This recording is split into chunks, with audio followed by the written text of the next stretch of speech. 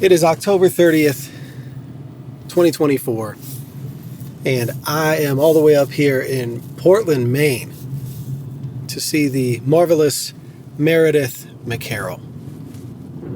Native Western North Carolinian. It is so cool to come here from really close to her home place in Haywood County. I live in Macon County, just a couple counties away in Western North Carolina. And so to make that connection is just awesome. But it is, of course, melancholic Maine today. Blow the man down vibes. I feel like every time I come to Maine, it just says, hey, let's give this guy some sort of unseasonably oppressive weather. But one of the ways I counteract that is to trick myself, and I just think about, hey, I'm in a movie or a show, like The Sinner Season 4. And there's some dark underside of this New England town on the water. And that makes it way more fun and usually does the trick. And that's pretty much all I got at this point to make myself feel better. But an intentional embedded feature of this project, and the reason I travel as I do out in the world, is because it's a life-giving thing. And no matter what circumstances precede these conversations, I'm just so excited to talk with these wonderful people, and I'm so grateful for the chance to do it that it's pretty easy to overcome any obstacles and negative feelings. Like I had one of the worst rental car experiences ever last night around midnight, and never going to rent a car again because of it. But it's okay, because on the other side of all of those things is a really good thing. And today's going to be a good day. I feel like most people know Meredith because of Appalachian Reckoning, the book she edited with Anthony Harkins, which is a response to Hillbilly Elegy. And it's a great book, don't get me wrong. You should definitely read it. Collection of voices, the best of Appalachia. But I'm not here to talk about Appalachian Reckoning. She's already done that a million places. National news networks have interviewed her, so you can just Google and find that. But I'm here because when I was thinking about important Appalachian voices to share on this project, Meredith was one of the first people that came to mind. She has a super cool background, PhD in African American literature and film from the University of Tennessee. She wrote an interesting dissertation that I learned a lot from, and followed that up with a great book called Unwhite about Appalachia race in film. So you're seeing the themes here of identity and representations of a region. And yes, she has Appalachian Reckoning, and she's been a part of a lot of cool projects coming out of Appalachia. She's a teacher, and y'all know I love talking with teachers. And she's done a lot of this work over the last decade outside of her home in Appalachia. She's been up in Maine. And I think that distance and that perspective is something that is going to add even another deeper dimension to this conversation. I've spoken with a lot of people that have made that circle complete in their life going back home. And so I'm excited to talk with someone who hasn't. And also, when I was preparing for this conversation and reading anything I could find that Meredith has written before, it became really apparent to me that her voice is one that needs to be heard and deserves its own space. And I'm reading these essays, and I'm like, I want more. I want more. I want more. I want a book. Let's get a book for Meredith. How about that? And so I just think inside of her right now are countless incredible stories that have yet to be told. And when they are written, we're all going to be better off for it. And I can't wait for that day. I really just want to know what Meredith has to say. I want to listen to her talk about books and art, stories of all kinds. I'm so eager to know what she chooses for her books on the bed. I can guarantee you it's going to be a collection of books that is unlike any other, 100%. And it's just going to be so much fun connecting with her I think she has this diversity and range in what she loves in literature and music and film. And it reminds me a lot of my brother, where all of these seemingly divergent, disparate influences come together to form a super dope human being. And why would I not want to travel to Maine to visit with someone like that? You're listening to Books on the Bed, where I travel through the country asking our hosts, if I came to your town and stayed at your house, what books would you put on my bed? Each host will share 6 books for me to carry with me on the journey of my life. And I'm here to share those books with you. As we go, we're building a digital library put on every bed across the country. And who knows, maybe someday, the world. We are trying to share as many diverse stories as possible to part a curtain between us and bring us closer to each other. We hope these books and conversations make a meaningful difference in your life. Thank you for listening and being with us on this journey. God, nobody does that anymore. Yeah. The note on the windshield? Yeah. It would be a DM now. I did Hey, that gonna once miss ya. in high school, and it has to do with books, so I'll tell you that story. Yes, please. I had a crush on this boy who was a couple of years older than me. Our moms had grown up together. I'd always known him, and he was home one summer from college, and I was still in high school, and I had run into him. He was working at Mass General Store, and I had run into him, and he said that he was reading. Now I can't remember how it came up exactly, but somehow we started talking about Dante's Inferno. I think it was Dante's Inferno. It's funny. I don't remember. I think that's what it was. I could reach out to him and be like, what was this book? But I went to some antique store and saw, and maybe I had this with me, and that was why we were talking about it, because I don't think I've even read Dante's Inferno. I don't know. It wasn't but it would have been a thing when I was 17 I would have talked about probably. Yeah. But it was this really cool box set in 2 books, and it was leather bound. Ooh. And I left the first book on his windshield with a note that said, if you want the second book, meet me at the lake when you get off work. That is amazing. What an so he showed awesome up, move. and we dated for a few months. But yeah. Because how could you say no to that? Right.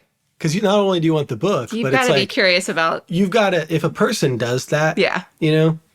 Then you got to, as the Good Will Hunting quote, I got to go see about a girl. Yeah. Because that is it's actually really courageous to do something like that. Because Yeah, I felt like I had nothing to lose, because I had had a crush on this guy for my whole life, kind of. And so I was like, well. Why not? Yeah. Go for it. It's really funny now, though. I'm like, was it Dante's Inferno? That's a weird ass book to flirt with. See, but the weirder, the flirtier, right? Yeah. That's the way I see it. Because I don't have the book, because we're going to have to verify that at the source. But that is, no matter what book it was, that's great. Yeah. Because I'm a very huge proponent, still to this day, even if it's not romantic, just those types of gestures are so rare. Yeah. That if you do it, yeah, it's such a thoughtful thing. But I've always been I pen palled with a woman that I thought I might date in Toronto for months. I stayed at her Airbnb and then wrote her a postcard, and we did that whole thing. Didn't work out, but nonetheless, I'm like, worth it. Yeah. Why not? It was an interesting experience, and you got to have an international pen pal for a while and a good story out of it. Yeah. But dang, good for you. I need to steal that. Yeah, totally. You can have it. Well, as you were talking, so many things came up just with your stories here that had come up when I was preparing. Being quiet, being with people, memory, and longing for someone's voice, or just wanting to know what their face looks like after all this time.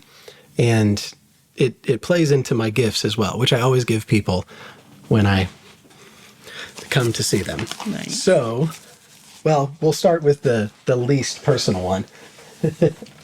But And I went overboard and did 3 for this because I couldn't not. Shall I open it now? Yes. Okay. It's heavy.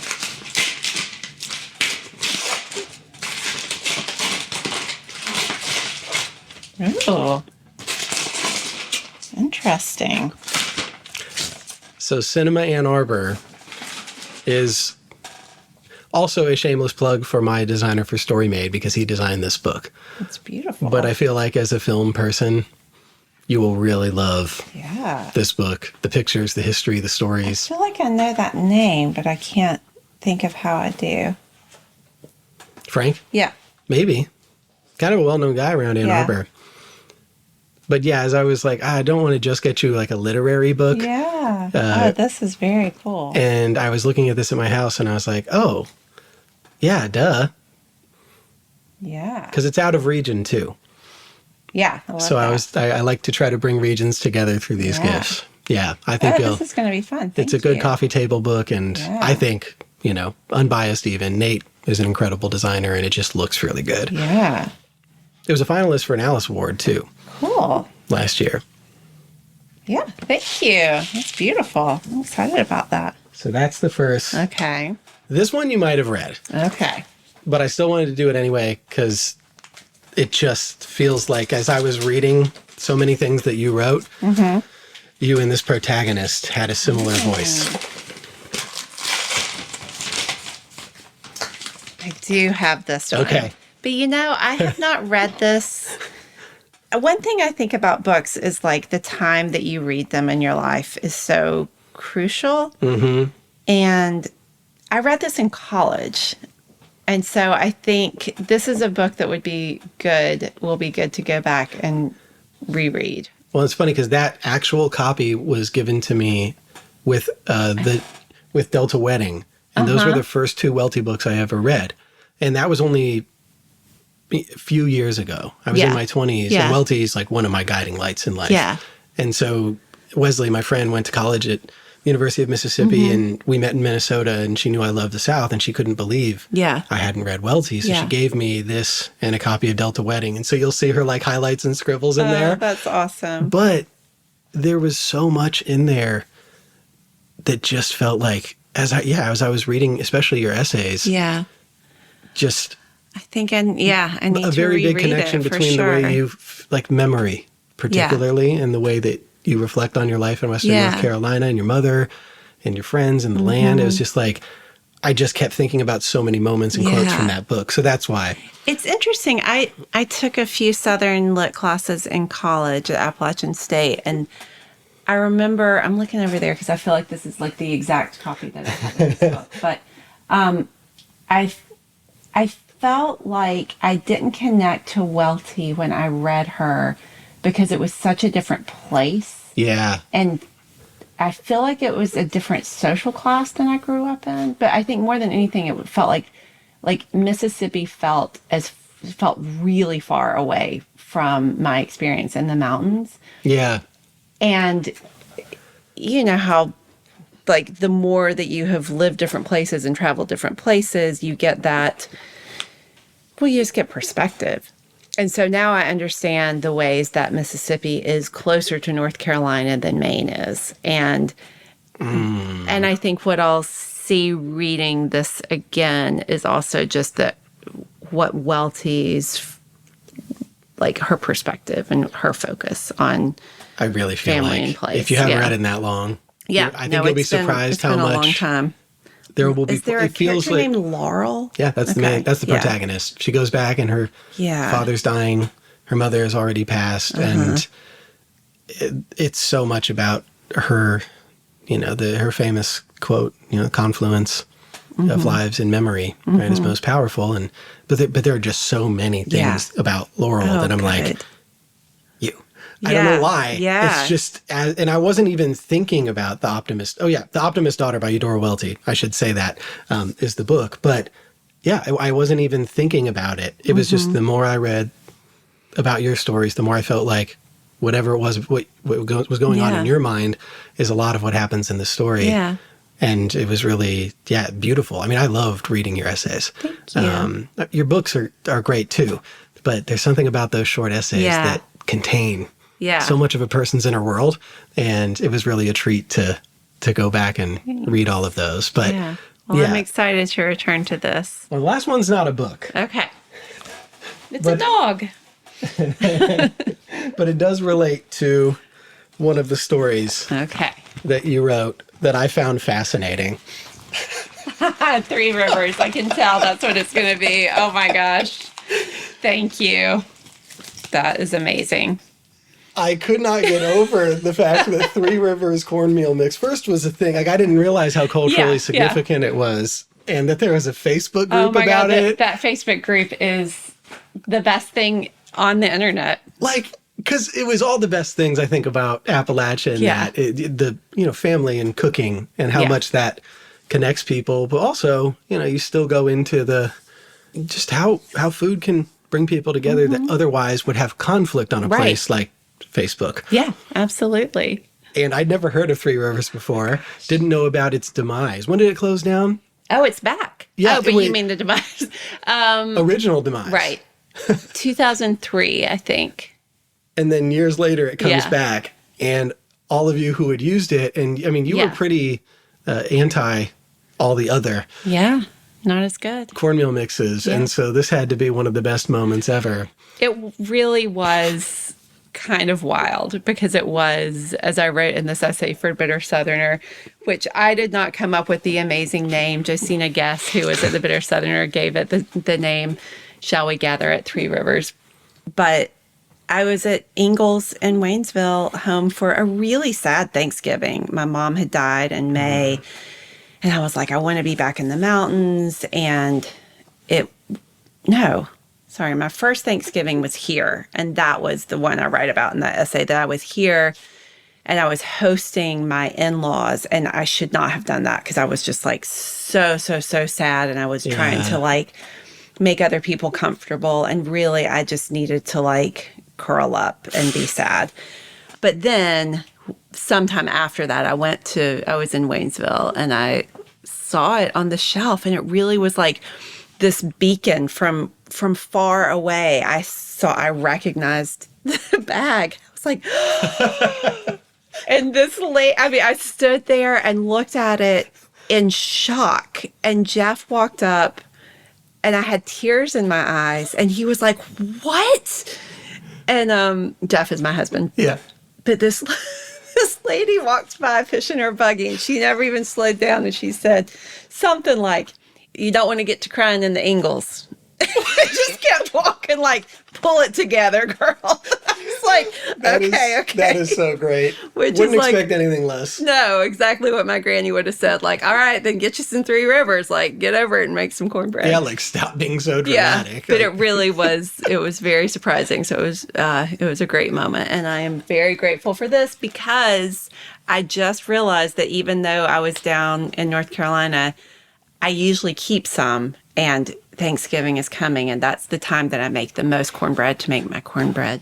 That's exactly why I got dressing. it. Because in that essay, it was, you talked about how people would transport it. Yeah. And since I wasn't driving and it was a last minute decision, I was originally going to stop at a Kroger somewhere in Virginia and get it. Yeah. But I was like, oh gosh, there's not really many other places to get it, and I can't if I fly. Right. So I had it delivered, and I wanted to deliver it to you because I figured you'd appreciate that. Although I'm like, they might have accidentally had a hole in it. I've gotten it wrapped like this before. It's all good. Okay, because otherwise I will send you a new one. It's fine. But there's a lot of cornmeal in there, I can tell. And this was your grandmother. Her recipe is what you use. Apparently you're pretty good at it. I'm pretty good at it. I would love to try it. I wish I could. Yeah, I'll have to arrange that sometime for sure. So I just got a treat out of that. That's awesome. I am so grateful for all of these gifts. Thank you. Well, and the reason I think that gift symbolizes a lot for who you are, and you mentioned your mother.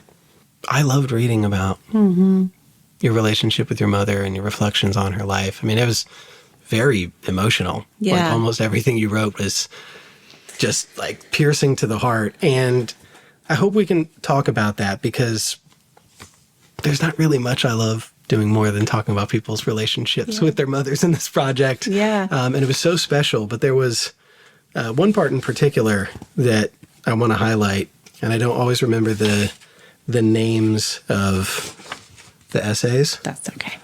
But it was bags. Mm-hmm.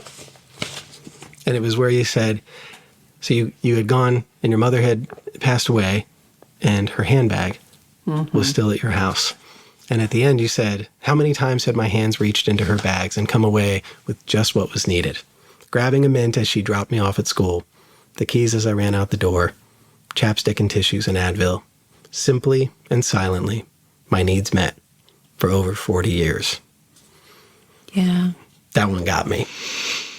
So I want to talk about, because you as a writer, like Appalachian Reckoning is incredible. Unwhite was really good. I actually also have, I didn't want to print out the whole thing because it's so wasteful. I read your dissertation from 09. Amazing. You are now one of 5 people who has read that dissertation. But I'm proud of a lot of that. Thank you. It was awesome. Thanks. And it helped me understand your film knowledge and interest a lot more than what you can get on the surface. Because, I mean, to be honest, I wouldn't have known about Appalachian Reckoning if I hadn't moved to North Carolina, Western North Carolina. And so to go back to the source, this was really interesting. Great. And anyway, but reading all of this work, it just made me realize, like, your mother is clearly a huge influence on who you are and what you've done with your life. So I hope we can talk about why she's so special to you and what you've taken from her in your own life. Well, definitely what we were talking about earlier with my neighbor, D. Queen, who I spent years and years sitting quietly with. I think that Mom definitely was of that same vein. She was just very comfortable with quiet. And so much of my memory with her is she was also very funny, but in a very understated way. So, yeah, I think that when I remember her, it just makes me smile. But she was quiet and funny and appreciated humor, and she was a little crass. And she didn't fit with a lot of the expectations of, like, Southern women in certain ways. I mean, in other ways, she totally did. Like, her fingernails were always painted. She was very beautiful. She never left the house without some makeup on. You know, I mean, she from the outside, she definitely fit that. But I think that she probably was, she always said that people misunderstood her growing up. She grew up in Waynesville also, and that people always thought that she was a snob, but really she was just shy, and she was kind of, like, she was quiet. And so I think that people in town maybe misunderstood her and thought of her as, like, a little snooty, which is interesting to me because to me she wasn't. She was just very down to earth, and that quiet, I think, was sometimes misunderstood. But I think that she had a terminal disease for many years, and thankfully had very good quality of life until the very end. And so in some ways, I think that was a gift for me because we knew that she was not going to live to be 99 like our neighbor. And so we just prioritized spending a lot of time together. And I didn't take that for granted. And I like to think I wouldn't have anyway, but it certainly, having that awareness was in certain ways a gift. Yeah, like knowing that, of course, everyone is going to die. No one lives forever, but like having that awareness kind of made me just appreciate the time that I had with her a little bit more.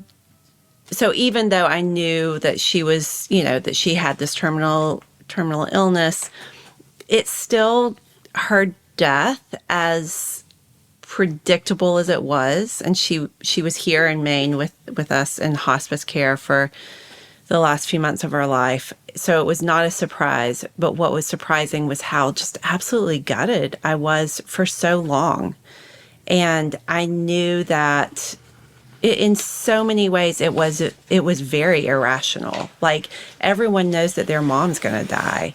We talked earlier about how people process, and in many ways, I am a verbal processor, like if I'm trying to make sense of something.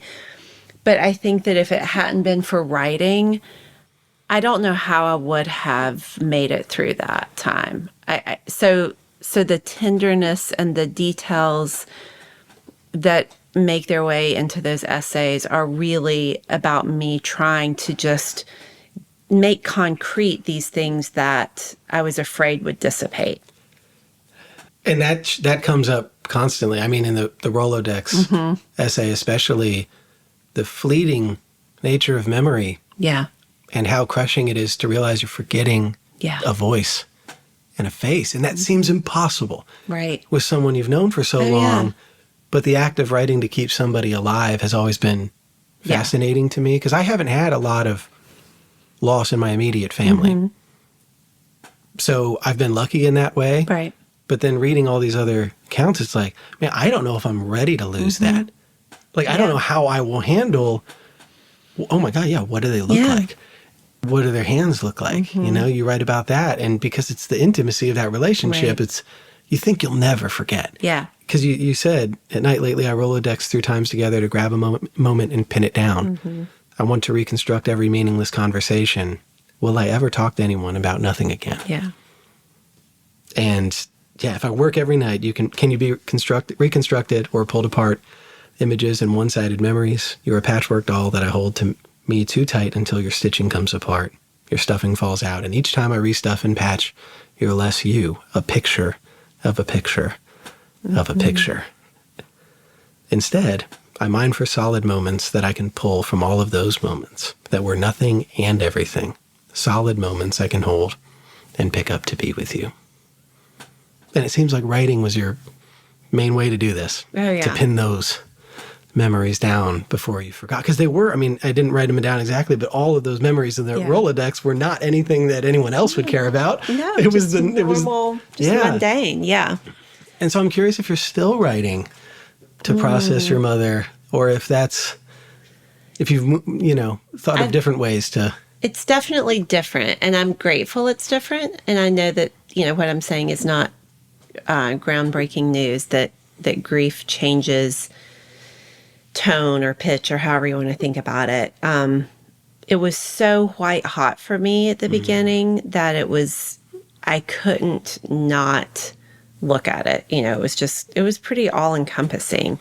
And it was interesting because I was, very functioning. I didn't feel depressed. It was just this constant, for a few years after she died, she was the first thought I had every morning was remembering that she had died. And it was just like this gut punch. And it doesn't feel that way anymore, thankfully. Well, and at the time you probably thought, will it ever be a different first thought? Well, and that's a scary thing to stare down, because it's so painful that if this is what I think every morning I wake up forever, it's both scary to imagine that that's what you will think about, and also scary to move past it. But it doesn't feel, it feels good to be in a different place now. And I have a book project that she is a big part of. And these essays are woven in there too. But they're the opening of the book, and I could read a little bit of it, but it's called Well. And it's the sort of prologue to the book is thinking about how much my mom would hate me writing about her death. And that if I said that I was doing it, she would say, well. And there's like this certain way that she would say, well, that is, yeah. Do you have it? Yeah. I would love for you to read that. And you have no idea. Part of me, as I was reading all this, I was like, where's an essay book? Yeah. That was in my head the whole time, because I was like, these are too dang good. And also, I have no reason to gas you up, It's just good. Yeah. I would love to read it. That. And that's, oh man. Yeah. It's such a hard thing to write about.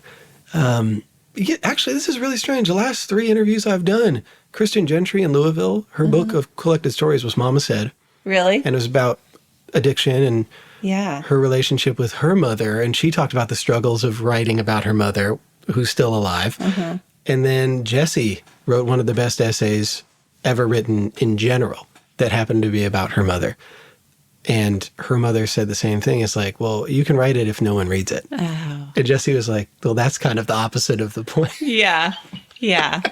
So yeah, it's hard to like, oh yeah, what would they think about me Mom writing? just definitely wouldn't have wanted to be the center. She was not a center of attention kind of person. And yeah, well, I'll read a little bit of this. It begins with a quote from The Red Tent. If you want to understand any woman, you must first ask about her mother and then listen carefully. Mom wouldn't want me to write about her dying. She was not one to dwell. She didn't offer much analysis on the problems I shared with her. She listened completely, and that was usually it. Mom had what I've come to think of as a very mountain way of acknowledging the issue, assessing what didn't really need to be sorted out, and moving us along. She communicated all of this hearing and holding with one word: well. And it wasn't well to be followed by her primary thought. It wasn't well that was an opening to a list of suggestions. Well was a start and a stop, a simple acknowledgement. I imagine telling Mom that I've been writing my way through her death and dying, that it has helped me grieve her loss, that it has helped me process what we went through in those last few months, and then get back to earlier times, better times. I imagine her response: well. But the main thing about Mom is not just that she didn't try to solve it or explain it away. It's mostly the way Mom listened. It felt like a slowing down, like a dropping away of everything else when Mom picked up the phone or sat down on the edge of the bed or picked up her glass of wine and leaned onto both elbows at the end of dinner. She was in no hurry. She was just there to listen. My mom could make you feel like you were the only person in the world. Friends who met her late in life and only once noted this. Childhood friends appreciated this for years. Imagine being her daughter. Imagine being her son. My brother and I have made it through life so far, feeling confident enough to speak in most settings and confident enough not to. That's what happens when someone listens to you. So despite the path I have to take to tell this story, through the hardest moments we ever shared and her most vulnerable ones, through my questions and longings, I like to think that Mom would have been open to move with me past the well. I have to imagine that she would trust me that there is more to this than a sad story that we need to move past. There is more to this than loss. In losing my mom, I had to find new ways to understand my family. In losing my mom, I had to find new connections to home. In losing my mom, I had to find myself. Writing about loss has led me down serpentine paths toward truths so vivid and certain that I could not head straight there. As bright and obvious as a sun, I could not look directly at them. So in writing about losing my mom, I've been able to remember moments of holding my mom, of having my mom, a lifetime of reaching out to find her, 4 decades of her guidance and friendship, and mostly, more than a sense of comfort or compassion, years and years of laughter. After Mom died, I had many dreams of her. Several years later, I still do, but less often. I had one sort of dream early on where I'd see Mom and realize that we had to go back through her dying again. And nice as it was to see her alive in my dreams, she was always about to die. In one particular dream like this, we were with lots of friends in a busy, fun scene. I stood close to Mom in the dream, reaching out subtly to feel her against the back of my hand. We went through the facts. I explained that she had died and that this time together was just going to end the same way. I told her that her death was not easy, that it would hurt. I asked if she understood what we were about to go through. Yeah, she said, with a sly grin, but we have fun. Nothing has ever felt more prescient than my dead mother visiting me in a dream to remind me of the value of fun. It was a sort of dismissal of my sorrow and of the work that was ahead for us both. It was the equivalent of a shrug, a bit like her. Well, what else are you going to do with a terminal diagnosis, though? Mom faced hers with fun when she could, and a calm peace when she couldn't muster fun. The moments that follow are meant to capture the lightness and ease with which my mother, Phyllis Milner McCarroll Braswell, carried herself. I'll be biased, of course. I'll get facts wrong, or at least different from some of my brother's facts. I intend to write truthfully, but I will not be direct. In trying to remember my mama, I came to encounter others who came before her. I asked the difference in story and history. I wandered around in the scrapbooks and shoeboxes and hope chests of my ancestry, wondering what I might learn of those I never knew, trying to remember them as well. And in all of this, I was always asking questions of home, how to belong to a place I left, how to preserve stolen land I've attached meaning to and feel some ownership over. In the process of remembering is the opportunity for discovery if we can make space for both our understanding and the unknown. Loss and sadness open up to remembrance and celebration. Some memories deserve little more than a well. What follows, though, might deserve settling in on the bed to listen close, as if what we are about to hear is not simply something that we already know. I hope it will be an affirmation that sitting in sorrow and reaching back toward laughter is worthwhile if it helps keep someone alive in our minds, maybe even someone we never knew. Sorry, I couldn't figure where to stop, and Chills. I figured you could edit away. But No, that is perfect. I want more. Oh my gosh. But the picture behind you, that is an ancestor that I'm writing, trying to get back to and understand her story. Oh my. See, this is what's so great about being in people's houses. Yeah. I mean, gosh, look at that picture. How old is that? That is probably from, I should know that. I think that's probably from very late 1890s, probably. Look at that glare. Wow, I love that. Mm-hmm. Okay, see, and this is what's great, too, is you're not even just writing about your mother. Yeah. So this book that is out to agents is called Bloodlines, and it is a reckoning with, in part, what does it mean to be so deeply from a place and not live there.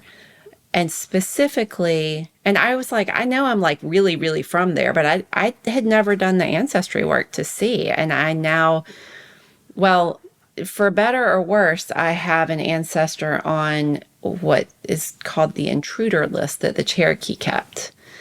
So, wow. And then that is the other like big part of this is like what does it mean to claim this place as home, knowing that my ancestors took this land from people who were there way before.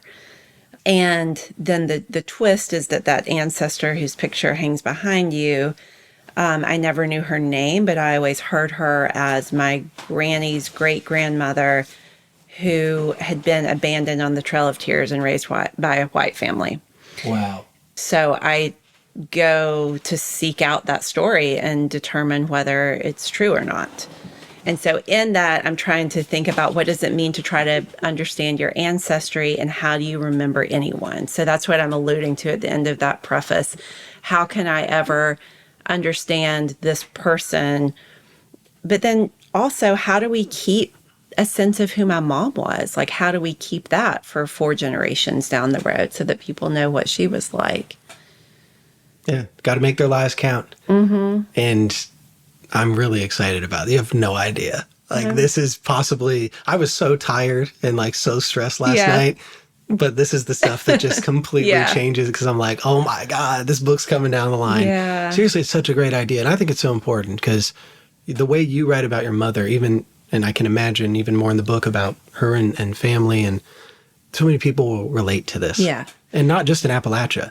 Because I know you said Mississippi felt so far. Mm-hmm. The biggest thread in Story Made for 3 years now is I've spent the most time where I live in southern Appalachia and just around Appalachia, and then Mississippi. Mm-hmm. Because to me, as an Ohioan, Michigander, blend of all the Midwest together, those are the 2 most similar places for me. Interesting. In their own way. Yeah. And I think that's why I've made so many connections there, is because I was most curious about those 2 places for a long time, even in college.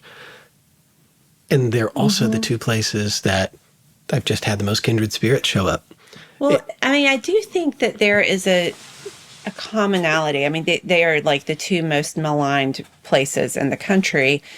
And one of my books on the bed. Let's dive into it. Yeah, Kiese Layman I have had an opportunity to meet a couple of times, and he feels like, I mean, it's a stretch to say that he feels like Ken. I don't know him that well, but he is from Mississippi, and we have so many ways that we are different, but there's something about the way that he writes. There's something about the way that it is to just spend a little bit of time with him that feels really familiar. And I think it probably has to do with, I don't know what the approach is when you don't have a chip on your shoulder. I don't actually find that very many Appalachian people have a chip on their shoulder. It's sort of like, yeah, get to know us if you want to. There's sort of like this different response to the judgment that feels akin to, I think, the way that Kiese is approaching a lot of the truths that he tells in all of his writing. And like the book Heavy is just, to me, such an incredible memoir that blows up what you expect from writing. Yeah, I read this and was completely blown away. Kiese, this was the first time I'd heard of him, and a friend of mine told me about it, and I was like, oh, whoa. Yeah. Like, this guy's different. He's really good. No, his brain is incredible. I love his book, Long Division. Oh, that's another good one. And so that's the first thing that I encountered of his. And I can't remember how I got to know Long Division, but I read that and I taught it. And he so generously zoomed into my class and talked with the students about it. And I was like, what?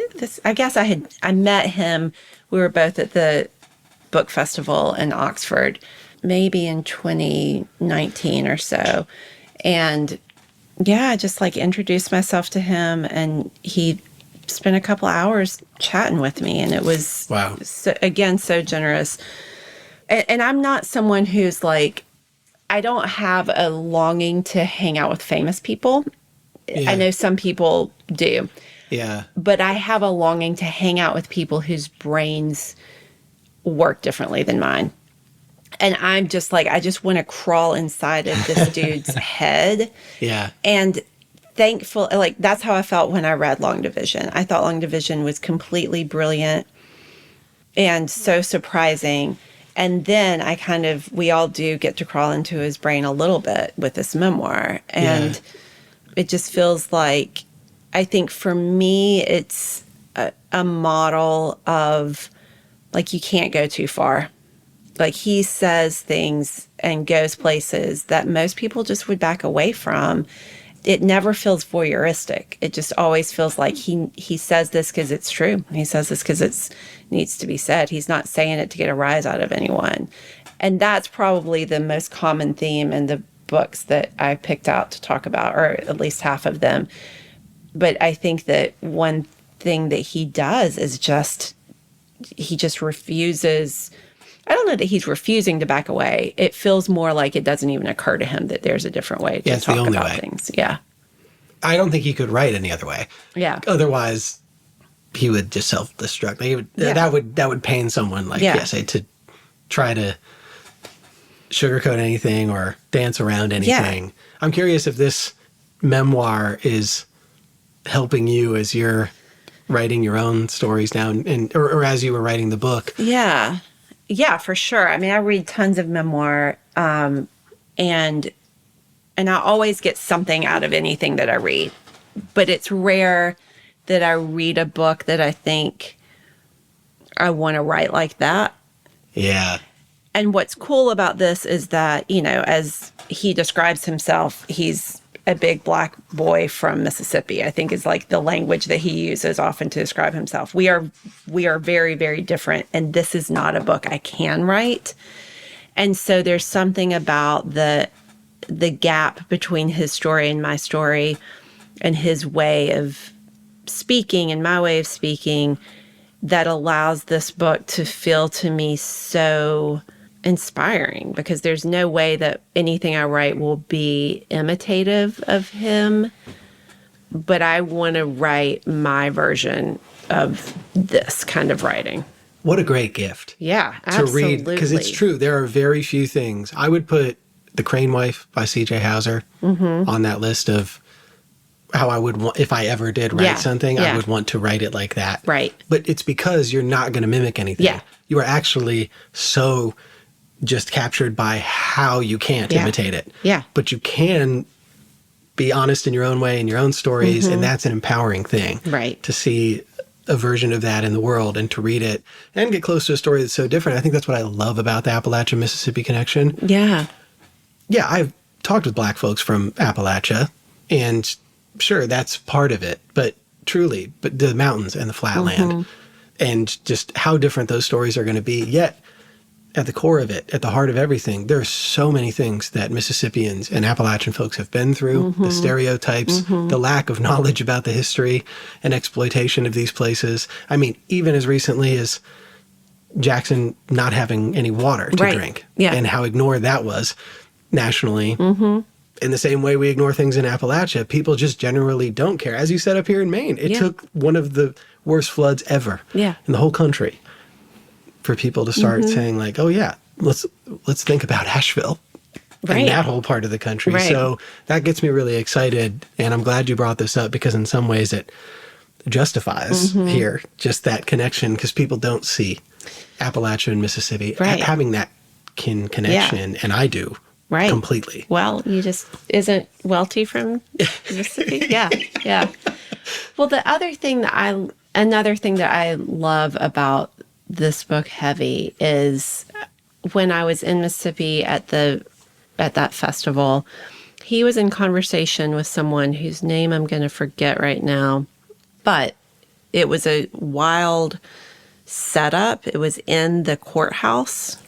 There's like wow, a Confederate flag on the Mississippi flag flying in this room where these two brilliant Black men are just busting open all kinds of everything. And it was just an incredible conversation. But in that conversation, he talked for the first time I heard him talking about the revising this book. And he talks about it. I mean, like the opening is like, this isn't the book I wanted to write. I wanted to write this other kind of book. And then he's been in conversation. There's an amazing, it's an episode of Ezra Klein that Tressie McMillan Cotton and he are in conversation about revision as an act of love. Have you heard that? Yeah, it's just a good one. It's incredible to me. And understanding that there's none of this like puritanical confessional stuff about like adherence to the truth in that way. It's like that he's revising this story and he's telling the truth because that is how you show love. And that to me is such a model of how I want to try to write. Yeah. I mean, Jesmyn Ward, same thing, moves back to the Mississippi Gulf Coast because she couldn't write in Palo Alto or Ann Arbor. Yeah. Ralph Eubanks. Yeah. Ends up writing his memoir is incredible. Ever's Long Time.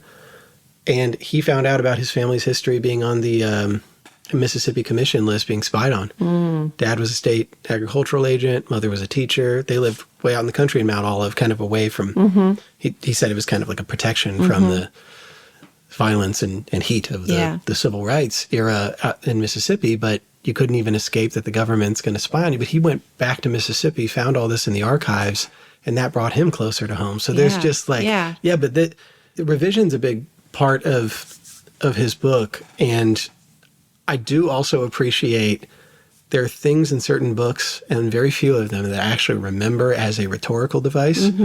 And maybe other people do this, but the book I associate most with this is his. And he writes, we laughed and laughed and laughed until we didn't. He does that what felt like dozens of times through the book. I don't remember that. And so that kept coming up. And so I like that even just his style is so memorable, at least to me. And that's the one thing I remember. And the reason I compared it to C.J. Hauser is she used this trick where every time she would get through an essay, toward the end, she would say, I guess what I'm trying to say is... Because she'd said all of this stuff, thousands of words or hundreds of words, and then Yeah. still is saying, I guess what I'm trying to say with all that. And I love those little tricks. Yeah. And so, yeah, that's one of the most memorable memoirs I've ever read. It's a favorite. I teach a lot of nonfiction classes to adults, and I don't think I've taught one yet without using some of his work, not always from this book, but he's also just got so many incredible essays. And this is to say nothing of him like buying back the rights to his 2 books in order to revise them and get them right. Wow. Yeah. In terms of revision in that way. He really is one of a kind. Yeah. And there are so many Southern writers that I admire with that. Like you said, it's not a confessional type of truth. Zelda Lockhart's the same. And I know they're buddies, but Zelda's one of the few people that I feel like can't lie to me. And even like she criticizes you and it's relieving. Yeah. Because it's coming from a place of just, let's get to the real. You know, she's one of the realest people I know. And if I sat down with Kiese, I know it would be the same feeling. Yeah. You wouldn't feel judged, or it's not coming from a place of, I'm trying to be better than you. Yeah. It's let's be as real as we can here. Well, and I think that's one of the things, now I'm going to be thinking about this Appalachian Mississippi connection, but when I moved here, people had a stereotype of the South that they applied to me. And I really wanted to clear up that I am not from the bless your heart South. Yeah. You know, that like that sort of two-faced, that's just not my experience. I grew up next to a granny who I wish held her tongue a little bit. Like she just would absolutely say it like it was. Sort of the story from her that we tell in my family is I had really long hair for my whole life. And then when I was in, I don't know, maybe in my 20s, I cut it to a pixie cut, like dramatic. Oh, no. And I saw Granny, and she, I spent several days at home, and I guess this is when I was living in Boston. And she was walking down the driveway, and I was leaving the next day, and I said, well, Granny, you hadn't said anything about my hair. And she said, well, you never have had a good haircut. Oh. And I was like, damn. Yo. But like, she just, and I don't really know why she said that, because she was one of the kindest. She loved me so much. She also called me her perfect little angel. Like she was very loving, but to a fault, she could not say what she was thinking, and she did not like my haircut. And I think there's a difference between people who are real in that way and people who are cruel. Yeah. Because if you do that all the time, then you're just looking to hurt somebody's feelings. And she did not. In some ways, you can take it because it's just how, she's just saying how she feels, and you asked. Right. I did ask, and she was not going to say anything. Yeah. And it's funny, that's a story I don't tell often here, because if you didn't know her, it does sound cruel, and it wasn't. Now, there was a nicer way she could have said it, but I've had a hard time as an adult learning how to take what feels to me like superficial compliments, because I just didn't grow up with them. I grew up with people who just said it like it was. And it doesn't mean that it was always negative. It was often positive, but it was understated. I always struggle with understanding where someone's coming from. Mm-hmm. I don't trust who they are. Mm-hmm. But those people you can. Yeah. Because it's always going to be the real. Yeah. And clearly your grandmother was on that list of people you can trust, that what she says is what she means. She's going to say it like she meant it. Yeah. Oh, wow. Book number 1 was a doozy. I was not expecting that. Yeah. What about number 2? What do you got? All right. These are in no order, but I'm going to go next with Sleepovers by Ashley Bryant Phillips. Do you know this book? No. Oh, what a gift I'm giving you. This is her first book, collection of short stories. Oh my God. I don't know that I have ever read. So I said that I am not interested in hanging out with famous people, but I am interested in hanging out with, not really, I don't mean weird people, but people whose brains are complicated. And Ashley Bryant Phillips just has this way of saying things that she's from Eastern North Carolina. And so she has this very particular way of speaking that comes through. She has this way of speaking as a person, but then also as a writer. The characters, the dialect is just so incredibly strong. But also she writes from the perspective of people that are unexpected. So in this book, Sleepovers, I was just rereading it this week, knowing that we were going to be talking about it. And I mean, there's one essay, or not essay, one story called Charlie Elliott, and she writes it in second person. You don't know if you were born wrong or if it's because on the way home from the hospital there was a big storm and your daddy wrecked the car and your mama dropped you in the floorboard. Y'all all survived, but you aren't right. You're the oldest son. You grow up to be the tallest of your brothers and sisters. You start everything late. So it's the story written to Charlie Elliott.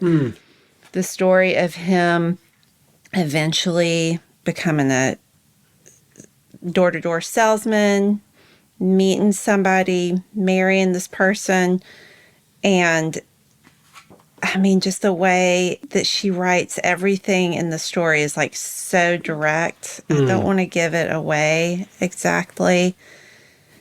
Your mama plays the piano at your wedding and your sisters make cakes. It's so hot in the church that June that your new wife swears she saw sweat roll off your nose. She'll always love to remind you of this, and you'll deny it every time just to see her laugh. Your mama and sisters help you, your new wife, hang up her bird drawings in the house. They put them in the places that look the best. Your new wife insists that the blue bird must be hung over the bed. You feel it above you when you kiss her in bed. Your bedroom becomes a far, far away jungle. It feels like strange and beautiful branches lean heavy and circle from the ceiling, from the sky. You're happy when she takes off her nightgown by herself. You're surprised when she takes your hands and puts them on her body. And so she just like writes these unexpected things in these unexpected ways. Here's another story, totally different setting, totally different characters, called Mindcraft. I was masturbating when Cole knocked on my door and told me Queenie had bit him. I ain't gonna die, he said. She's bit me a bunch of times. He held out his arm and stood real still, and I touched it gentle with my masturbating smell fingers. His skin was raised around 2 little punctures, and it was bleeding right where her fangs went in. I've never seen a snake bite before. He said his mama put apple cider vinegar and baking soda on it, so I take him to take out the soreness. Cole's a scrappy boy. I believed him. And this story is about going to Walmart to get some apple cider vinegar for the snake bite with this kid and her drunk dad. Wow. And I'll read one more little bit. So she goes out to the car, waiting on them in the Walmart. Waiting in the truck, I watched the people going in and out of Walmart. And I did see teen moms, and one of them was wearing a coal ash plant equals job shirt, and I knew it wouldn't do any good to tell her any different, to tell her I know this because I'm in college, a place she can't afford to think about because she's got a baby she's toting and caring for, and if she needs that coal ash plant job, what do I tell her? Patrick's right about where I'm from. And I saw myself like I was a character in a movie. My daddy's an alcoholic TIG welder. His girlfriend has wire rose tattoos. Her son isn't afraid of snake bites. And I was sitting in the Walmart parking lot in a town with a big water tower. Nothing out from it except fields and woods for 2 hours until you got to a place with a mall or a movie theater. And you just keep going from there until you end up in a big city where people don't care who you're holding hands with. What on earth? Where has this been my whole life? I could go on and on. Like, you just open any page and it's like a completely different character, a completely different setting, and she just gets to something.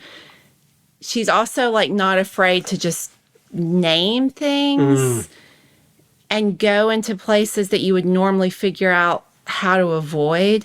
Yeah, I can see the theme here. Yeah. I heard her read. We were both teaching at West Virginia Wesleyan MFA program. Wow. At the same time. She was teaching fiction, and I heard her read from this book, and I wish you could hear her read it.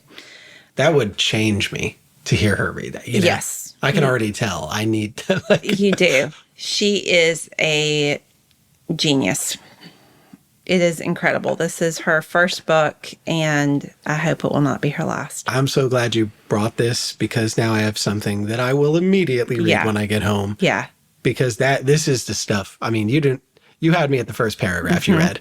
Yeah. But the fact that you can tell there's a consistency in that level of, and it's hard to put a finger on. Yeah. But she's got it. Yeah. That's why I was like, before I talk about it, I just got to read a little bit. But it's just, you just drop into this brain and place and time, each story, and they're very different from one another. So good. I like that language of dropping in. Mm-hmm. Because you could say that about books. Yeah. Dropping into this person's mind. Yeah. Or their life, or this room. And that's definitely how her stories feel, is that all of a sudden you're just in a Walmart parking lot with this girl who's gone to college and has come home and is trying to make sense of it, but she is not going to reflect on it and talk about it more than I just read, in that one paragraph. Yeah. It's a lot of show, not tell. Wow. Oh, okay. Hub City. Yeah. Yeah. Dang. I need to read this immediately. It's Holy so good. Smokes. What a choice. And I've literally never heard of that. Yeah. That makes me so happy. Yeah. But now it's not a crime, and I will spread the love, Yes. the best thing, gift that keeps on giving. She'd be a great person to bring to the bookstore to read, because she is incredibly gifted at You don't reading. got to even. Yeah. And I want to say she's at Appalachian State or somewhere in the western part of the state right now, but I could be wrong about that. Well, let's get her to City Lights. Yeah. Yeah. That would be incredible. I think both Heavy and Sleepovers are books that make me think, what even is a book? I realize that if there's a theme, that might be part of it. So, What a question. Oh, yeah, next one, number 3. Jean Toomer's Cane. Do you know this? I do know it because it's been recommended by several people. So, it was published in 1923. I don't know. My PhD is in African American literature, and he is an African American writer. This is another book that makes me think, what even is a book? So, structurally, this book is strange and fascinating. Jean Toomer writes in all these different forms. So he has these very short pieces, often named after people. So fiction.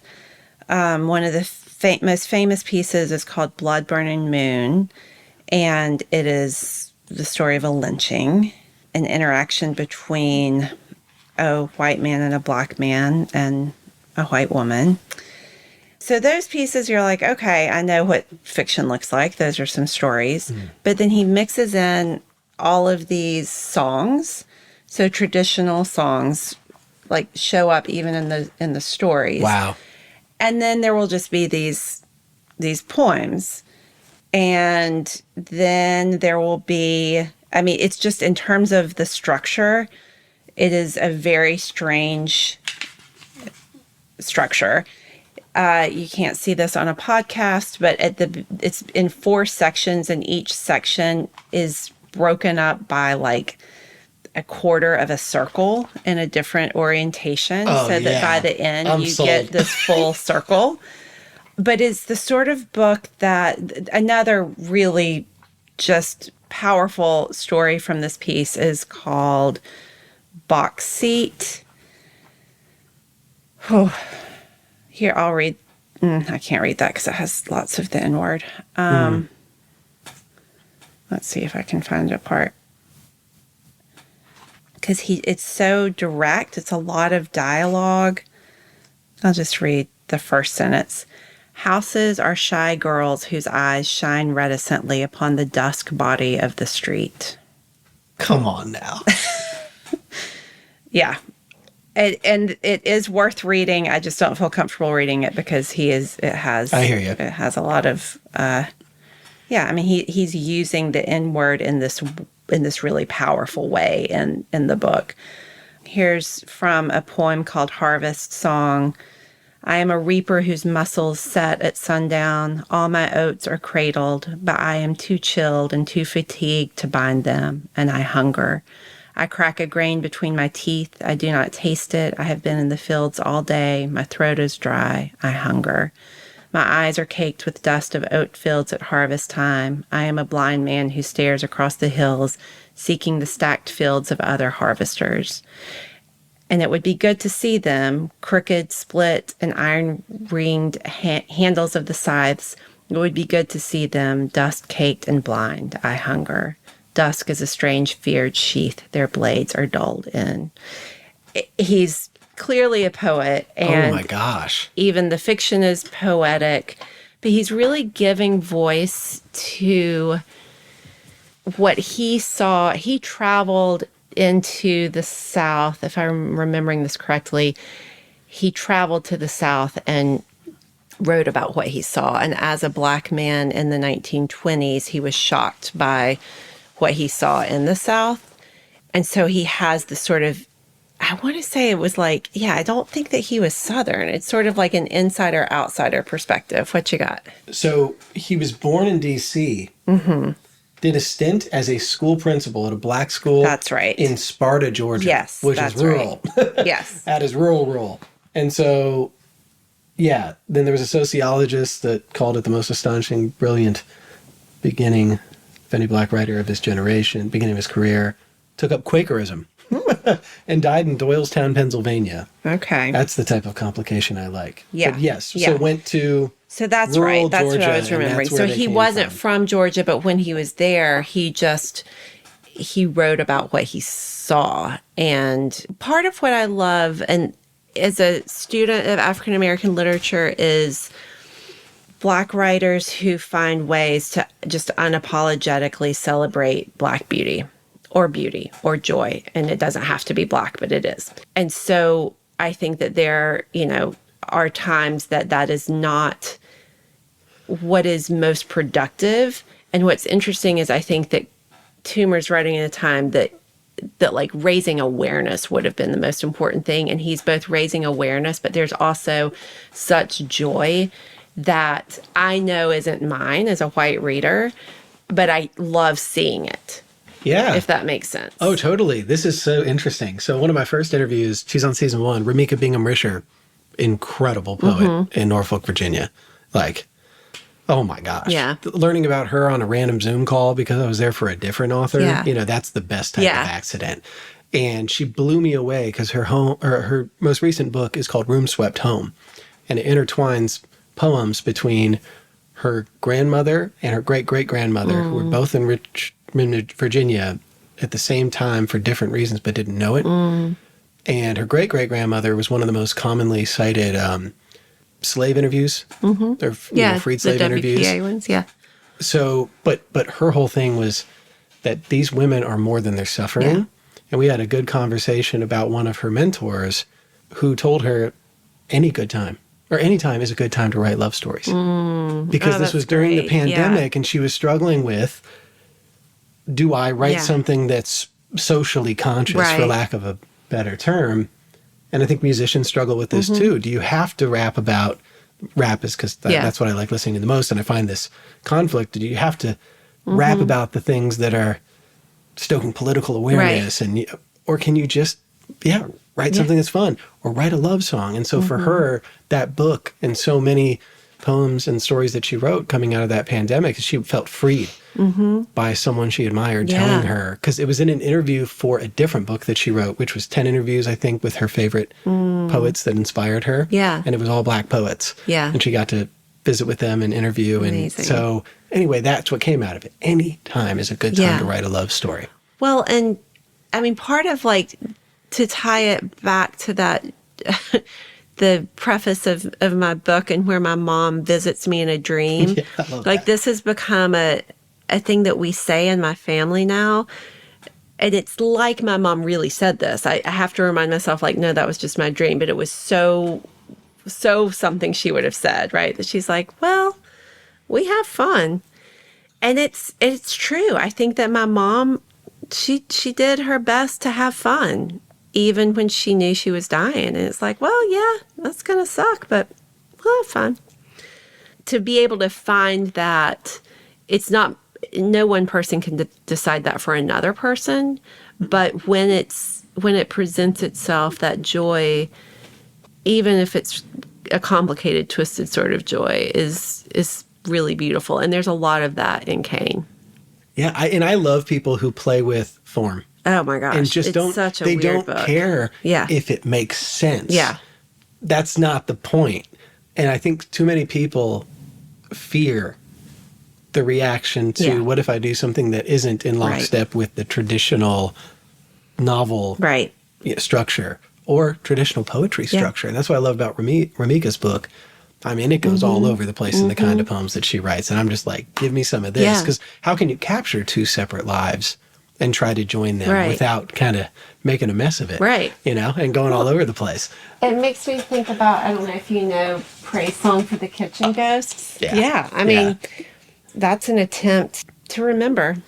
And they're recipes, but Crystal Wilkinson, who I know just a little bit, but like on social media talks about like, please stop calling this a cookbook. It ain't a cookbook. Yeah. Oh my God. So Kristen Gentry in Louisville chose. Oh, okay. This is one of her books on the bed. Yeah. And this is exactly what we talked about is you can stop labeling it something just because you think it's that. Yeah. And so I like things that are not what you expect them to be. I do too. I think that I am most excited by art that is not drawing attention to itself as art in that like modernist sort of way, but more like I'm not going to try to pretend that I can even tell you a story. And I feel like Kiese Layman is like this, that he's like, there is probably a different way that he could tell the story that he tells us, but instead he's telling us about the act of telling the story. And Kane is different because he's not in there reflecting on it, but the structure of it keeps you from ever getting caught up in it. You're just constantly reminded this is someone making art and putting it on the page. Yeah. Oh gosh. And how simple is that? But how few times we actually get that.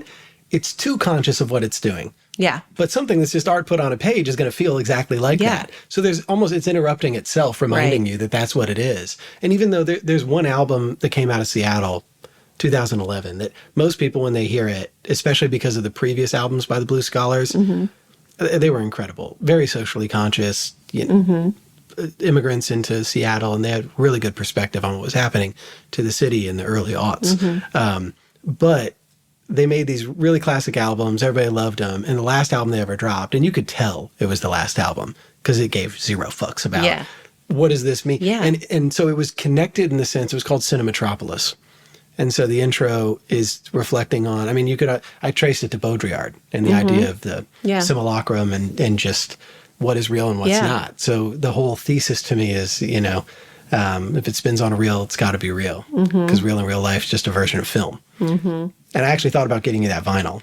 Not that you have a player to play it on. Downstairs, I can send it to you sometime. I'll look it up. That's the whole thing. And so he weaves in these different filmmakers, different political philosophies, but every beat is just a crazy mess of noise made by this producer that no one expected it from. And he's just trying to fit lyrics over it. But it's so experimental.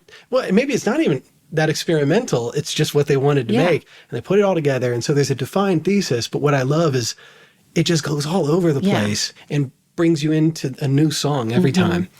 And I like that at the end, I never once felt like comfortable coming through. I never just like eased along in it. It was every time just like woke me up again. So that just reminded me, that's one of my favorite albums because it's just art that was made. And it's pulling back the curtain, it sounds like. And I think that is, I grew up doing ballet, and then when I got to college, I was introduced to the world of modern dance, and then postmodern dance, and danced for many years.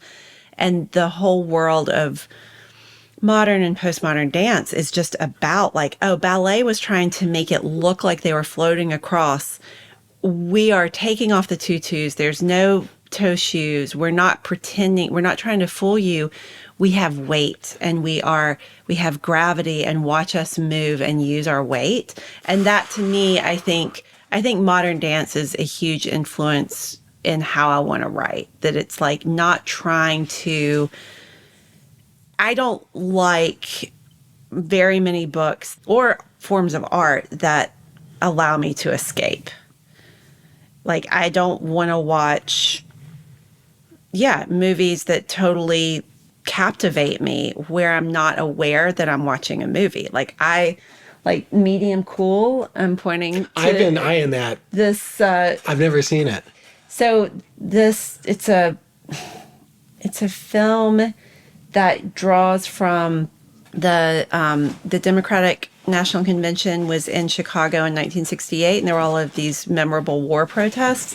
So the filmmakers were there filming the story about this Appalachian out-migrant living in Chicago, and they took all of this footage from the protests and just allowed the film to be influenced by what was happening while they were filming this sort of narrative film.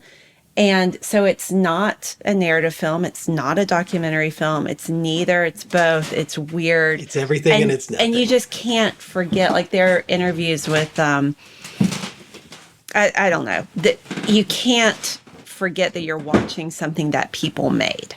And I love that. And that's how I feel about some of my favorite books and why I love a certain sort of jazz. And yeah. I don't think I've ever heard someone put it that way before. And even for myself, that helps clear up how I feel about some things. Yeah. And I was talking about this with and you would appreciate this. It's a short documentary about a Cherokee activist in eastern Oklahoma. And I learned about it through Catherine Savage, who's on the first season of Books on the Bed. And then Lauren Waters made this film.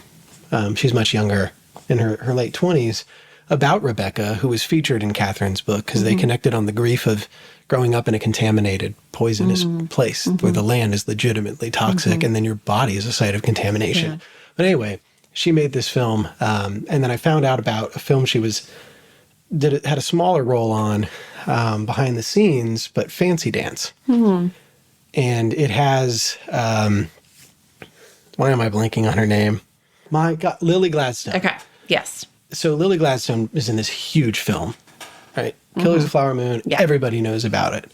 Well, on the low, on, indigenous land out in Oklahoma, they make Fancy Dance, which is low budget and feels like a documentary. And so I think it's emblematic of the type of film I'm more attracted to, because it feels like someone's just on the ground filming this as if they weren't playing a role. Right. As if these people weren't acting. It's like you just plop down in Oklahoma and you're in this house with people that are struggling with all these real life family issues. And so the main thing was just about this young daughter wants to go to this dance, this traditional dance with her mother, but she's missing. And the daughter thinks she's coming back. Yeah. And so her aunt, who she's living with, is trying to balance, like, she might be dead. Yeah. You might not go to this dance with, like, still trying to keep hope that she can go. But anyway, so amazing. It's all building up to that moment at the end, but nothing really happened. It just feels like you're in the lives of these people. Yeah. It's as if it were really happening. So I like that line. I love being able to, I'm married to a musician, and I only complain about music if it sounds, and I'm not a musician, but I love music. And the thing I often say is it just sounds overproduced. And I want to hear someone's fingers on the strings. I want to hear, like, I don't know if you know the band that used to be Everybody Fields. Mm-mm. I just love, I don't know why they popped into my head, but they're not overproduced. And, like, when somebody hits the wrong note or their voice cracks, like, to me, it's just, all of art is there to remind us that we're human and that we're vulnerable. And so if it's so perfect, like Killers of the Flower Moon, I'm not into it. I'm not as into it as something that is more raw, I guess. And this is, you could say this exact thing guides everything I do. Mm-hmm. Because to me, give me the dog barking in these interviews. Yeah. Truly. Good, because you got give me the creaking floors. Yeah. Someone has a phone ring. Because I'm here. Otherwise, Right. why not just do a make-believe studio? Just do it Yeah. virtually. Yeah. Make it sound as like you're in a room that has no life. Mm-hmm. But I want to be in the space. I've had people's kids interrupt or like someone just barge in from Yeah. like a neighbor like that because it's real. And it Right. doesn't mean it's all going to make it in. But the point is, even the little things that feel like, oh, I'm ruffling the page. Yeah. It's real. And I even like some of my favorite bands that are more, indie folk that don't have the budget to make like a really like highly overproduced record, which I would do a disservice to the music. But it's like when someone's even about to sing and you can hear like their mouth. Or the chords on the strings and they're not trying. It's music. Right. This is what it would sound like live. Yeah. So you can make it in a studio, but it still has to have the elements of this is a human being making it. And I even found out about a new person in Kalamazoo, Michigan, who's a social worker. And I randomly found her albums that you can tell are a little bit rough. Yeah. And I love it because it's almost as if she's playing just live and someone has a really good recorder. And so it has this like bounce to it that you wouldn't get if you just stuck her in a room. Absolutely. Yeah. I'm going to date myself probably or situate myself somehow when I quote Ani DeFranco here. But she has this line where she says, albums used to be records, as in a record of an event, the event of people making music in a room. Now everything's cross-marketing, something else I can't remember right now. But yeah, it's like that idea that my partner makes records and they're not, they're, someone's here and someone else is not in the room. And that's how, and, they sound great. But sometimes, my favorite recordings are usually live, not necessarily like at a concert, but sometimes, but like where you can hear, all of those little things, because it just reminds us that we're alive and human and messy and fallible. And that to me is beautiful. There's a series, and I forget what studio does it, but they bring in a lot of my favorite songwriters, folk songwriters, and they take a song that I've heard, studio form, album form, and now they're producing it, or they're playing it live in a studio. But what's so great is that moment where they sing something differently than they did in the album. Because in the album, it's trapped in time. Yeah. And so it's just even one note. Oh, it's kind of like word. MTV Unplugged. I don't know if you remember that. Oh, yeah. But yeah, I'm, it was I'm old enough to remember that. Yeah. Yeah. That was part of what was so cool about it, because you weren't necessarily going to be able to see all of those people live. But to hear them. And it was like so stripped down. Yeah. And then it sounds new. Mm-hmm. Because on the road, you're playing it new every time in a different place and a different energy. And so it's just like, the smallest shift can cause you to feel like, wow. Yeah. It's a whole different thing now. Yeah. And I just really love that because, I agree. I will say that's probably the one thing I like most about all art forms. Is when it's not so trying to do something external. Right. You're just making it. Yeah. And it's the same thing with writing. And to me, you can always tell. And I'm not saying you can't write a good story that is going to be marketed in that way. Yeah. But I got to read this. Yeah. What's your next one?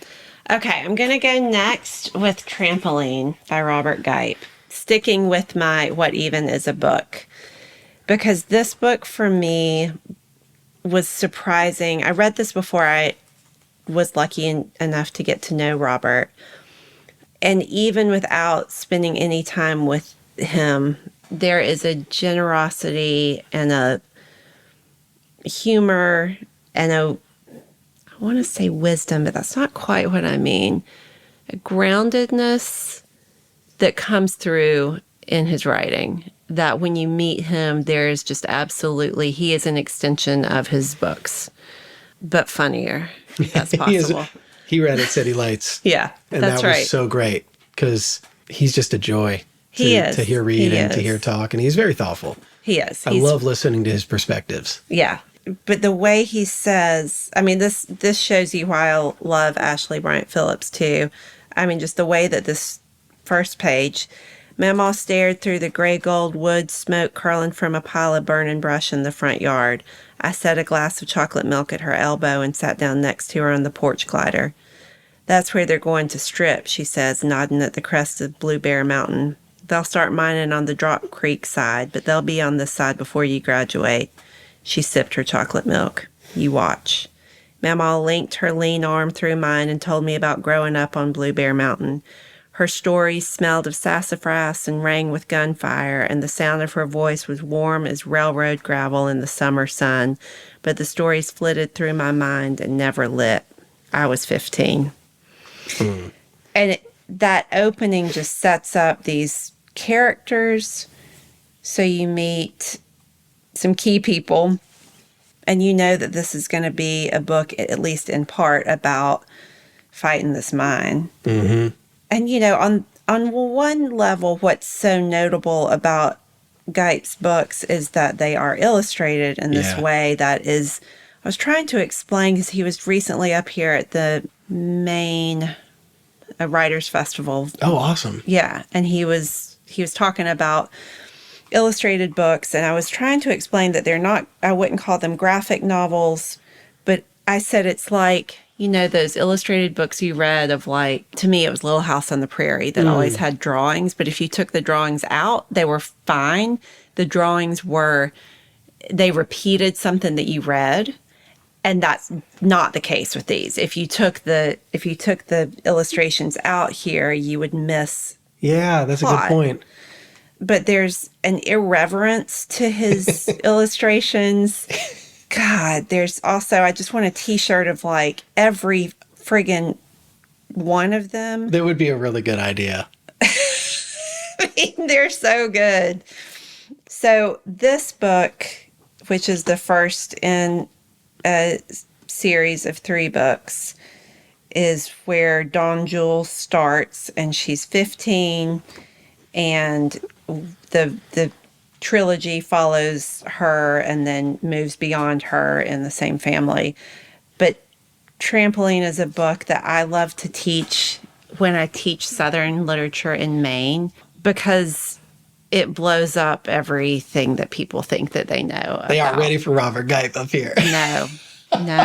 How great. Yeah, that would be a great book to teach. I'm curious what the response is to this. Oh, they loved it. Yeah. And I think that one of the things that when you live in Appalachia and you know people who are fighting in Appalachia, who are activists or practitioners or whatever you want to call it, they look different than an activist in Portland or in Boston, because they're neighbors with somebody who does work at the ash coal plant. And they aren't naive to think that they know better just because they've gone to college. I mean, I'm citing Ashley Bryant Phillips here. Yeah. Like in the I think it's the third book, Pop, that whole book has what you might call a lot of activism in it, but it blows up what you think an activist looks like. And if you know people who are dealing with just transition in Appalachia, or who are really thinking about supporting people in recovery, it is complicated. You have to work with neighbors across all kinds of political lines, and you have to have a skill and a nuance.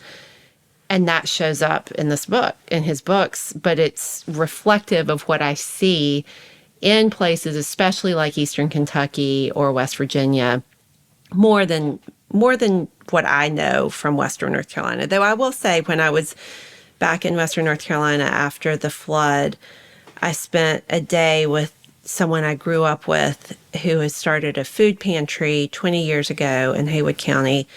And the way that she was, I don't want to say wheeling and dealing, because that sounds too capitalist, but the way that she was navigating the situation.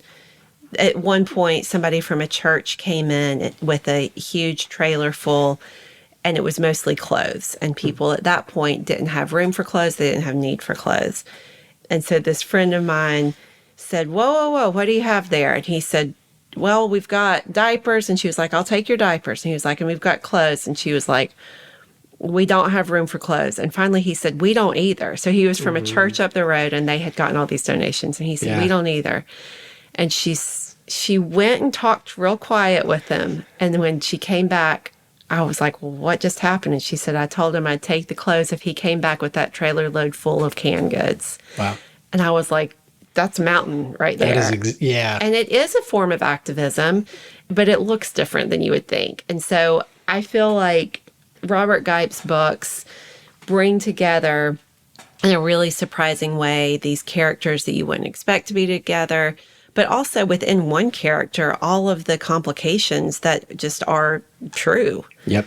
You know, that they don't fit. They are not stereotypical, but they're not. He's not making these characters in order to fight a stereotype. I think he's probably writing people that he knows or the kinds of people that he knows. Yeah. Actually, Mandy chose this too. Sheffel. Oh, you talked to Mandy. Yeah. Okay. She was, I think the second interview I did, she's on the first season. You would love her choices. Yeah, I need to listen to it. Yeah, but she chose Trampoline. And I think Robert, as you were saying, it's like, what is even a book, but also what is even an Appalachian? Yeah. Yeah. And so I love that you bring that to students because, and the activist point is something I haven't thought about probably enough, but being around a lot of Appalachian activists and learning about them, it's true. Yeah. Like when I was in college, Angela Davis.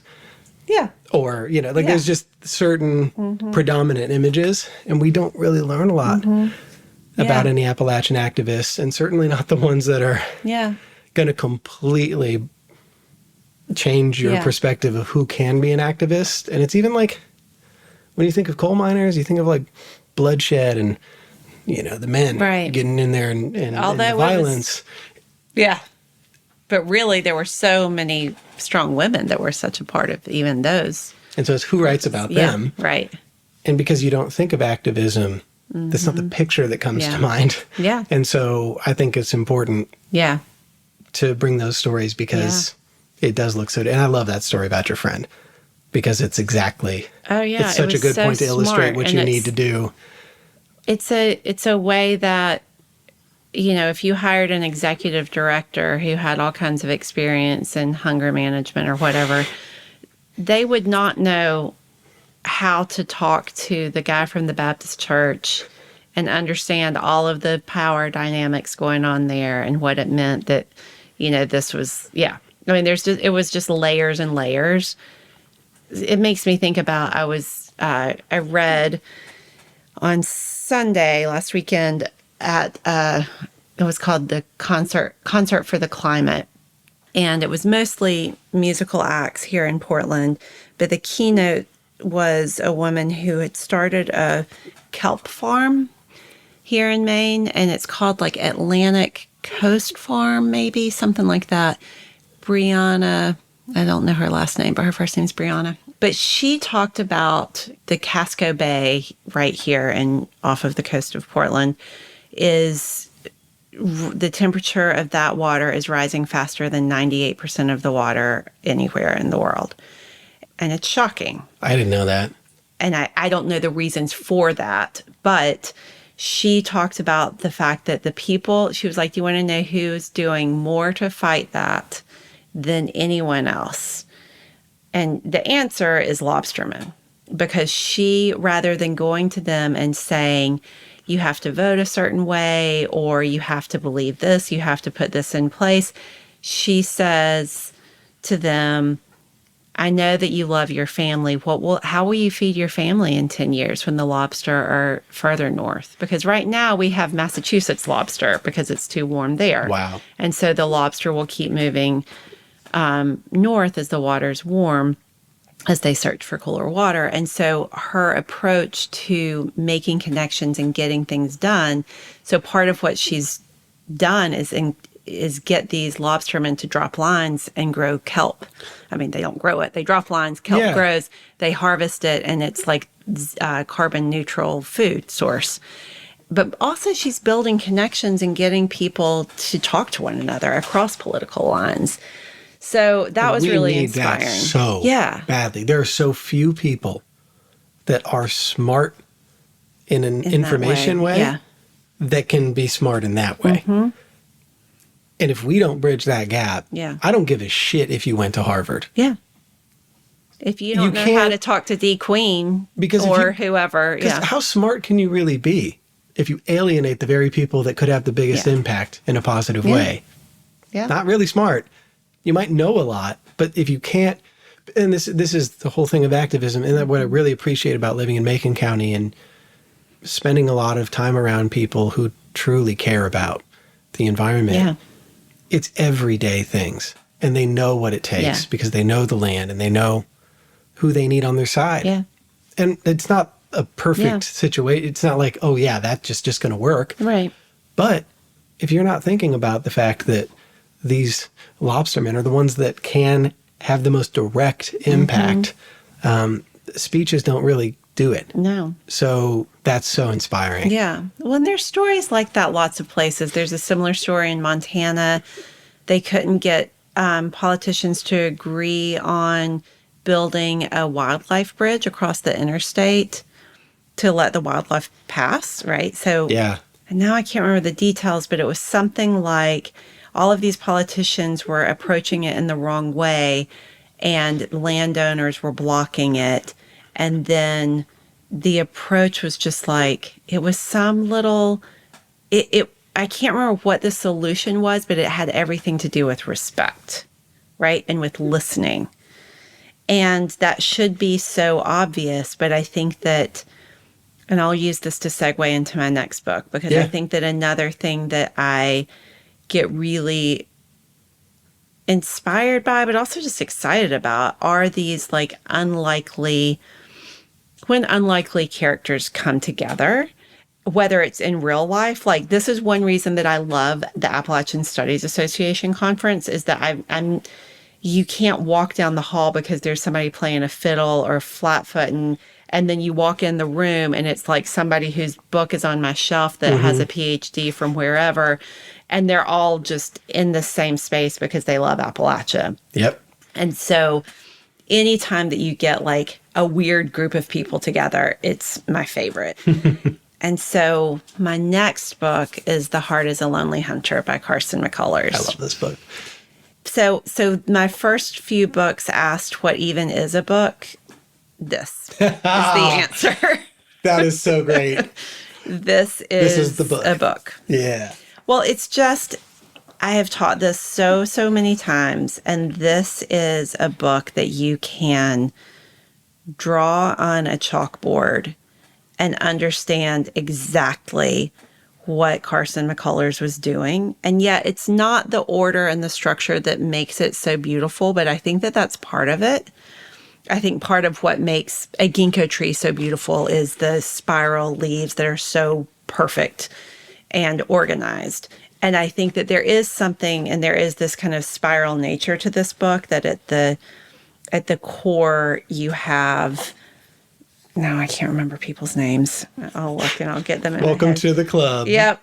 You have all of these characters who are relating to John Singer. That's right. There we go. So John Singer is like the hub of this wheel, and everyone in this small town understands themselves in relation to him in some way, or their story is presented somehow in relation to him. And he is just at the center, and he must be at the center, or all of these other people would not be able to even be in, they wouldn't even be able to exist in some very real ways. And so there is something structural about it that is just brilliant to me. But I think I love this book because I normally am not, and I don't think that I would have read this book once and thought that. It's just that I've taught it so many times. Interesting. That it has become clear to me, or at least it makes sense to me, that this is a very circular book. Like it circles through who's narrating. There's this repetition that is really, really effective. The way that each person's last story ends, there are all of these echoes. So there's all kinds of smart stuff that she's doing in this book. But I think that I love it mostly because of the unlikely characters that come together and the ways that there's hope and sorrow. It's just such a, I'm trying to even think of how, it's one of those things that I love so much. It's hard to put in words why I love it. I think that in a very, very different tone than the Ashley Bryant Phillips or the Kiese Layman, this is getting to the heart of what it means to feel and be human. But it is very carefully constructed. And so if you are the kind of writer that wants to write a by God book, like this is a great model. This is not a model for the kind of book that I think that I will write. But the commonality in what I think is shared is that this is, I wouldn't say this is overproduced, but this is produced perfectly. Whereas Kiese Layman is a live recording. Wow. I don't think this is an escapist book, though. You know, like I think that this book makes you uncomfortable in certain ways. But it's quiet. It's not, I mean, like, yes, there is like some all caps racial trauma that happens in the book that is like more spectacular or more, you know, like what you would notice, what you would definitely call tragic. But most of it is so quiet. I think about there's this character, Biff, and the way that the entire book ends. So he's the person who runs this restaurant, but really he thinks so much about like how to dress the window. That's much more interesting to him. Yeah. He's just like born in the wrong time and place. And I think he has stayed up all night here, and his wife has died, and he's like caught up in smelling, like he just can't stop like smelling. I think he's wearing one of her scarves to smell her. And the very end of this book says that this is how it closes. Again, there was no answer, but Mother of God, was he a sensible man or was he not? And how could this terror throttle him like this when he didn't even know what caused it? And would he just stand there like a jittering ninny, or would he pull himself together and be reasonable? For after all, was he a sensible man or was he not? Biff wet his handkerchief between the water tap and patted his drawn, tense face. Somehow he remembered that the awning had not yet been raised.